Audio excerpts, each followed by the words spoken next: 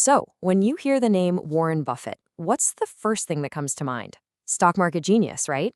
Well, what if I told you his real superpower isn't some secret formula, but a surprisingly simple philosophy for life? That's what we're going to break down today, the core principles that really drive the man behind all those billions.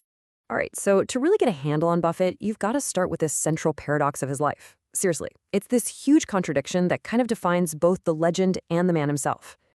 Okay, let's break this down for a second. On one hand, you've got this absolute titan of finance, right? One of the wealthiest people on the entire planet. But then, on the other hand, and get this, he's famous for living this life of almost extreme frugality. I mean, we're talking using coupons for his McDonald's breakfast.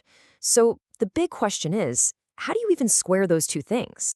Well, here's the thing. It's not really a contradiction at all. It's a choice. And that choice brings us right to the very first pillar of his entire philosophy, the incredible power of simplicity.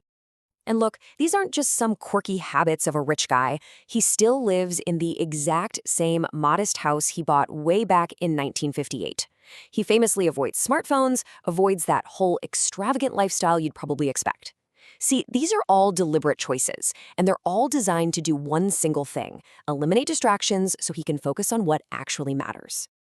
And this right here reveals the core belief that's driving all of those choices. For Buffett, freedom isn't about being able to buy anything and everything you want. No. Real freedom is living a life where you aren't owned or controlled by your possessions. He actually put it perfectly himself. He said, if you buy things you don't need, soon you will have to sell things you need.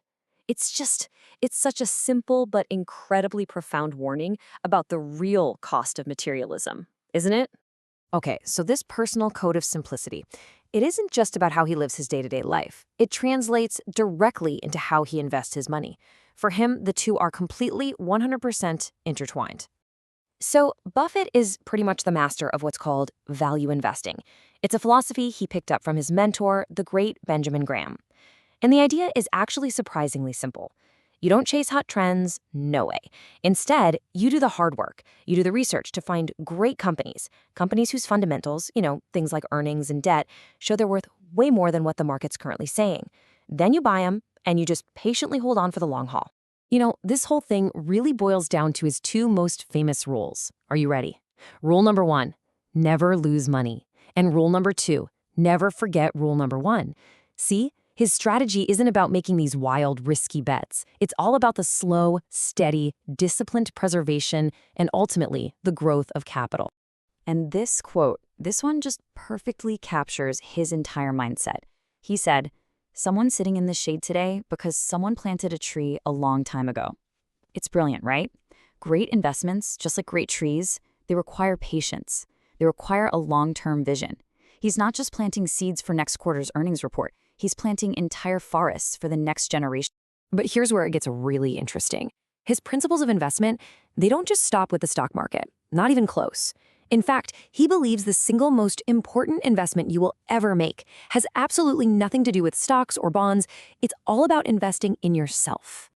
Yeah, he says it just that plainly. The best investment you can make is in yourself. And you gotta ask, why? Well, think about it. Your knowledge, your skills, your character, those are the only assets that can never be taxed. They can never be taken away from you, and they can't be lost in a market crash. They will always yield the highest returns. And this is so cool. He even applies his most famous financial concept, compound interest, to personal growth. He believes knowledge works the exact same way. The more you learn, the more it builds on itself, just growing your understanding exponentially over time. It's like knowledge compounding. 5 to 6 hours. Let that sink in. That is how much time Warren Buffett dedicates to reading every single day. Even now, in his 90s, he is constantly compounding his greatest asset, his mind. So, okay, if the ultimate asset isn't money, and if it's not even knowledge, then what is it? What's left? Well, that brings us to the final and maybe the most important pillar of his entire philosophy. This single number, it tells such an incredible story. 99%. That is the percentage of his vast personal wealth that Warren Buffett has pledged to give away to charity. You see, he views his fortune not as some kind of scorecard, but as a tool to improve the world.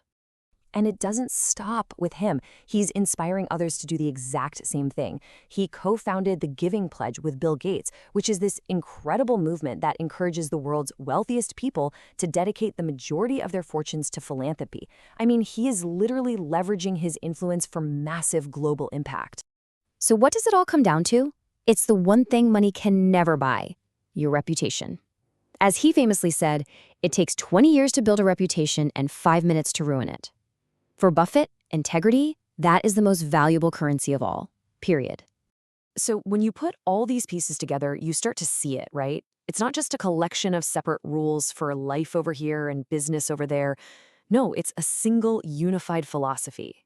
And it's this: the greatest value always comes from a long-term investment in genuine worth, whether that's in a company, in your own knowledge, or most importantly, in your own character. Really, Buffett's entire life has been a masterclass in choosing long-term value over short-term gain, every single time. And so the question his philosophy kind of leaves us with, well, it's a really powerful one to think about for our own lives. Where are you investing yours?